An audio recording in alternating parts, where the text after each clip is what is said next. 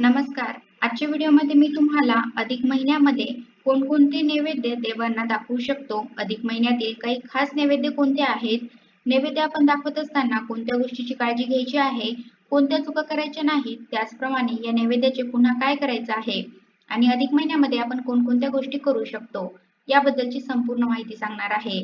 पण त्याआधी तुम्ही चॅनलवरती नवीन असाल तर चॅनलला लाईक करा आणि सबस्क्राईब देखील करा.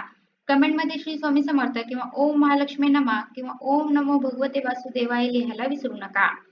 पूजापाठ, व्रतवैकल्य, दानधर्म, पारायणे, अनुष्ठाने यासाठी अधिक महिना हा अत्यंत खास मानला जातो.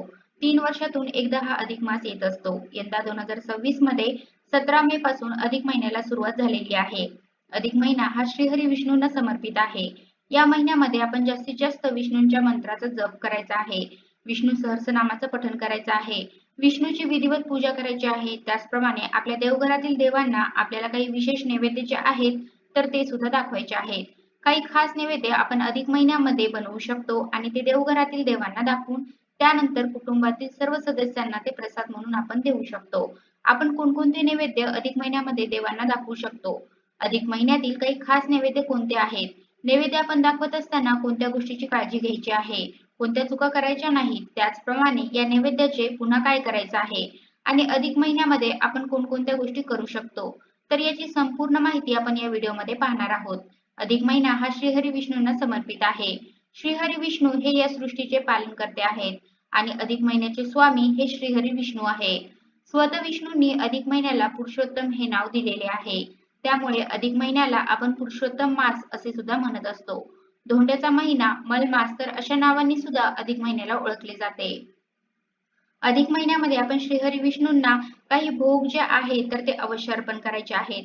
आपल्याकडे जरी विष्णूंची मूर्ती नसेल, फोटो नसेल तरी सुद्धा आपल्या देवघरामध्ये बाळकृष्ण असतात. प्रत्येकाच्या देवघरामध्ये बाळकृष्णाची मूर्ती असते किंवा विठ्ठल रुक्मिणी, प्रभू श्रीरामाची मूर्ती असते. प्रभू श्रीराम, विठ्ठल त्याचप्रमाणे बाळकृष्ण तर हे सुद्धा श्रीहरी विष्णूंचेच अवतार आहेत. त्यामुळे आपण यांची सुद्धा विधिवत पूजा ही अधिक महिन्यामध्ये करायची आहे आणि काही खास नैवेद्य आपल्याला बनवायचे आहेत. कोणकोणते नैवेद्य अधिक महिन्याचे खास नैवेद्य आहे तर त्यापैकी पहिला आहे ते म्हणजे केशर मिश्रित खीर. केशर मिश्रित खीर जी आहे तर ती श्रीहरी विष्णूंना अत्यंत प्रिय आहे. अधिक महिन्यामध्ये आपल्याला ज्या दिवशी शक्य आहे तर त्या दिवशी आपल्याला ही खीर जी आहे तर ती बनवायची आहे. अधिक महिन्यामध्ये ज्या एकादशी येतात त्याला विशेष महत्त्व आहे. ज्या 2 एकादशी येतात तर त्याला कमला किंवा पद्मनी एकादशी म्हटले जाते आणि ह्या दिवशी सुद्धा आपण खिरीचा नैवेद्य विष्णूंना अर्पण करू शकतो.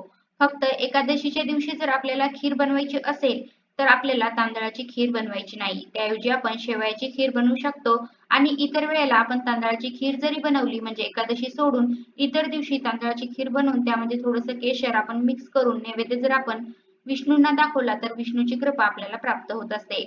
कारण विष्णूंना प्रिय असलेल्या नैवेद्यांपैकी केशर मिश्रित खीर हा एक नैवेद्य आहे. त्यानंतर दुसरा जो नैवेद्य आहे तर तो म्हणजे पंचामृत. पंचामृताचा सुद्धा आपण नैवेद्य दाखवू शकतो. जरी आपल्याला काही करणे शक्य झाले नाही तरी सुद्धा आपण गाईचं दूध घ्यायचं आहे, दही घ्यायचं आहे, तूप, मध आणि साखर तर हे सर्व पदार्थ मिक्स करून पंचामृत बनवायचं आहे आणि आपल्या देवघरातील देवांना हा नैवेद्य दाखवायचा आहे. त्याचप्रमाणे आपण जेव्हा नैवेद्य दाखवतो त्यावेळेला त्या नैवेद्यावरती तुळशी पत्र आवर्जून ठेवायचं आहे. जेव्हा आपण विष्णूंना नैवेद्य दाखवतो तर विष्णू तुळशीशिवाय नैवेद्य स्वीकारत नाही.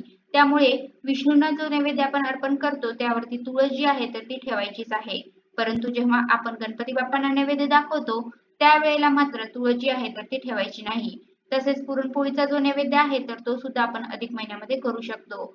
खास करून अधिक महिन्याची जी पौर्णिमा आहे ही पौर्णिमा 3 वर्षातून एकदा येते.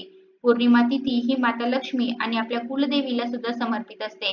त्यामुळे पुरणपोळीचे नैवेद्य आपण अधिक महिन्यातील पौर्णिमेला आवर्जून बनवू शकतो आणि देवघरातील देवांना तो दाखवू शकतो. यानंतर आहे तो म्हणजे शिरा. रव्याचा शिरा किंवा बेसनाचा शिरा हा सुद्धा अधिक मासातील खास नैवेद्य आहे. आपण जर बेसनाचा शिरा अधिक महिन्यामध्ये श्रीहरी विष्णूंना अर्पण केला तर विष्णूचे आशीर्वाद आपल्याला प्राप्त होत असतात.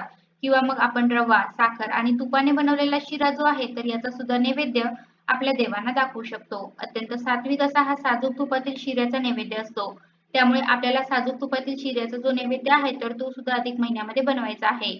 आपल्याला जरी काहीच नैवेद्यासाठी बनवणे शक्य झालं नाही तर आपण गूळ खोबऱ्याचा नैवेद्य जो आहे तर तो सुद्धा आपण देवांना दाखवू शकतो. तसेच दूध साखर तर हा सुद्धा नैवेद्य जो आहे तर तो दाखवू शकतो. आपल्याला जर वेळ नसेल, काही कारणाने आपल्याला इतर कोणताही नैवेद्य बनवणे शक्य नसेल, तर दूध साखरेचा नैवेद्य आपल्याला दाखवायचा आहे. त्याचप्रमाणे फळांचा नैवेद्य आपण दाखवू शकतो आणि यामध्ये आपण पिवळ्या फळांचा नैवेद्य विष्णूंना अर्पण करू शकतो. मग त्यामध्ये प्रामुख्याने येतं ते म्हणजे केळी. केळीचा नैवेद्य सुद्धा अधिक महिन्यामध्ये विष्णूंना जर आपण अर्पण केला, तर विष्णूंचे आशीर्वाद हे आपल्याला प्राप्त होत असतात. अधिक महिन्यामध्ये 33 या संख्येला विशेष महत्त्व आहे. त्यामुळे अधिक महिन्यातील कोणत्याही एका दिवशी का होईना, परंतु एका ताटामध्ये आपल्याला 33 अनारसे घ्यायचे आहेत आणि आपल्याला हा नैवेद्य सुद्धा विष्णूंना अर्पण करायचा आहे. कारण 33 अनारशाला अधिक महिन्यामध्ये खूप महत्त्व आहे. याचप्रमाणे अधिक महिन्यातील मंगळवारी, शुक्रवारी आपण 33 बत्ताशांचा नैवेद्य सुद्धा दाखवू शकतो. कारण बत्ताशा हा देवींना अत्यंत प्रिय असतो आणि मंगळवार, शुक्रवार हे देवींचे वार आहेत. त्यामुळे कोणत्याही मंगळवारी किंवा आपल्याला जर प्रत्येक मंगळवारी, शुक्रवारी शक्य झालं तर बत्ताशाचा नैवेद्य आपण आपल्या देवघरातील देवतांना दाखवू शकतो. याचप्रमाणे फुटाण्याचा नैवेद्य सुद्धा आपण या अधिक महिन्यामध्ये देवांना अर्पण करू शकतो. श्रीहरी विष्णूंना आपण पिवळ्या रंगाची फुले, पिवळ्या रंगाची मिठाई, पिवळ्या रंगाची फळे तर ही अर्पण करायची आहेत. विष्णूंची पूजा करत असताना आपण विष्णूंना पिवळ्या रंगाचे अलंकार किंवा पिवळ्या रंगाचे वस्त्र जे आहे तर ते घालू शकतो. पिवळा रंग हा श्रीहरी विष्णूंना अत्यंत प्रिय आहे. त्यामुळे आपण जेव्हा देवपूजा करतो, तर यामध्ये आपल्याला पिवळ्या रंगाचा जास्तीत जास्त वापर करायचा आहे. म्हणजे आपण देवघरासमोर पिवळ्या रंगाची रांगोळी काढू शकतो. त्याचप्रमाणे विष्णूंना पिवळ्या रंगाचे वस्त्र घालू शकतो. विष्णूची मूर्ती असेल किंवा बाळकृष्णाची मूर्ती असेल तर त्याला पिवळ्या रंगाचा मुकुट असेल किंवा पिवळ्या रंगाचे अलंकार असतील तर ते घालू शकतो. आपल्या देवघरामध्ये सुद्धा आपण पिवळ्या रंगाचं आसन जे आहे तर ते अंथरू शकतो. त्यामुळे आपल्याला पिवळ्या रंगाचा जास्तीत जास्त वापर हा करायचा आहे. जेव्हा आपण नैवेद्य दाखवत असतो तर त्यावेळेला नैवेद्याचे जे ताट आहे तर यामध्ये आपल्याला मीठ जे आहे तर ते अजिबात वाढायचं नाही. आपण जेव्हा एखाद्या व्यक्तीला जेवायला वाढतो तेव्हा ताटामध्ये मीठ सुद्धा वाढतो. परंतु देवाच्या नैवेद्यामध्ये मीठ वाढू नये. तसेच देवाचा जो नैवेद्य आपण बनवतो तर आपण चपाती भाजी असा नैवेद्य बनवलेला असेल तर त्या भाजीमध्ये कांदा लसणाचा वापर आपल्याला करायचा नाही. नैवेद्य जो आहे तर तो सात्विक असावा. नैवेद्य ठेवताना पाण्याचा आपल्याला चौकोन काढायचा आहे आणि त्यावरती नैवेद्याचं ताट ठेवायचं आहे. नैवेद्याभोवती आपल्याला 3 वेळेला पाणी जे आहे तर ते फिरून घ्यायचं आहे. जेव्हा आपण देवांना नैवेद्य दाखवतो, नैवेद्य ठेवल्यावर दिवा जो आहे तर तो पूर्ण कधीही ओवाळायचा नाही. तर अर्धचंद्राकृती आपल्याला दिवा जो आहे तर तो ओवाळायचा असतो. नैवेद्य देवासमोर 5 ते 10 मिनिटे ठेवायचा आहे आणि त्यानंतर तो उचलायचा आहे. फळे वगैरे ठेवली तर आदल्या दिवशी ठेवलेली फळे दुसऱ्या दिवशी आपण उचलली तरी चालतील. परंतु इतर जेव्हा आपण नैवेद्य ठेवतो 5 ते 10 मिनिटांनी ते ताट उचलायचं आणि तो जो नैवेद्य आहे तर तो घरातील सर्व सदस्यांना प्रसाद म्हणून द्यायचा आहे. बऱ्याच वेळेला आपण आज सकाळी देवपूजा करताना नैवेद्य ठेवतो आणि तो दुसऱ्या दिवशी सकाळी उचलतो आणि फेकून देतो. हे चुकीचे आहे. आपण किती मोठा नैवेद्य देवाला अर्पण केला यापेक्षा सुद्धा जो नैवेद्य आपण देवाला अर्पण करतो, देवाला दाखवतो तो किती श्रद्धेने आणि मनापासून दाखवतो याला महत्त्व आहे. त्यामुळे आपल्याला जो नैवेद्य शक्य आहे तर तो नैवेद्य आपण अधिक महिन्यामध्ये बनवू शकतो आणि तो श्री हरिविष्णूंना आणि देवघरातील देवांना अर्पण करू शकतो. तर अशा प्रकारे आजच्या व्हिडिओमध्ये मी तुम्हाला अधिक महिन्यामध्ये कोणकोणते नैवेद्य देवांना दाखवू शकतो, अधिक महिन्यातील काही खास नैवेद्य कोणते आहेत, नैवेद्य आपण दाखवत असताना कोणत्या गोष्टीची काळजी घ्यायची आहे, कोणत्या चुका करायच्या नाहीत, त्याचप्रमाणे या नैवेद्याचे पुन्हा काय करायचं आहे आणि अधिक महिन्यामध्ये आपण कोणकोणत्या गोष्टी करू शकतो याबद्दलची संपूर्ण माहिती सांगण्याचा प्रयत्न केला आहे. कसा वाटला तुम्हाला माझा आजचा व्हिडिओ कमेंट करून नक्की सांगा. धन्यवाद.